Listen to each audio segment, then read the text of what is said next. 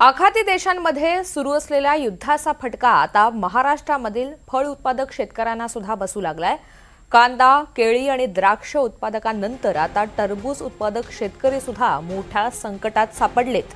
आखाती देशांमध्ये रमजान महिन्यात फळांना मोठी मागणी असते, मात्र युद्धामुळे समुद्रमार्गे होणारी निर्यात महागलेली असून काही ठिकाणी ठप्प सुद्धा झाली आहे। त्यामुळे टरबूजाचे दर मोठ्या प्रमाणात घसरलेत। जालन्यात शेतकऱ्यांना रस्त्यावर टरबूज विकण्याची वेळ आली आहे।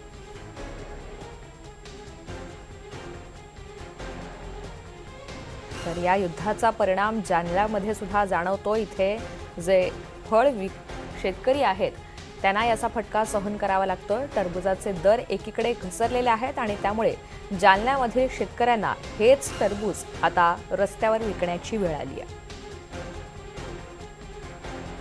इतर वेळी मात्र हे टरबूज मोठ्या प्रमाणात निर्यात केले जातात। आखाती देशामध्ये त्यांना मोठी मागणी असते।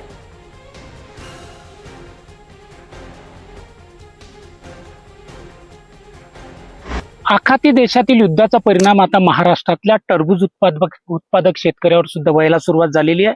आपण जालन्यातील एका टरबूज उत्पादक शेतकऱ्याच्या शेतात आहोत की ज्या ठिकाणी आपण बघू शकतो की या ठिकाणी टरबूज आता मार्केटला यायला सुरुवात झालेली असताना या ठिकाणी टरबूज आता मार्केटला काढून नेत असताना या ठिकाणी आखाती देशात सुरू असलेल्या युद्धाच्या परिणामामुळे इम्पोर्ट आणि एक्सपोर्टचा व्यवसाय पूर्णपणे बंद झाल्यामुळे याचा परिणाम आता या टरबूज उत्पादक शेतकऱ्यावर व्हायला सुरुवात झालेली आहे। कारण की 22 ते 23 रुपये किलोना मंडीत विकणारा हे टरबूज आता शेतकऱ्याला रस्त्यावर 8 ते 10 रुपये किलोना विकण्याची वेळ आलेली आहे। त्यातच रमजान महिन्यात सुरू असताना सुद्धा अशी परिस्थिती निर्माण झाल्यामुळे जालन्यातील टरबूज उत्पादक शेतकरी आता अडचणीत सापडलेला आहे।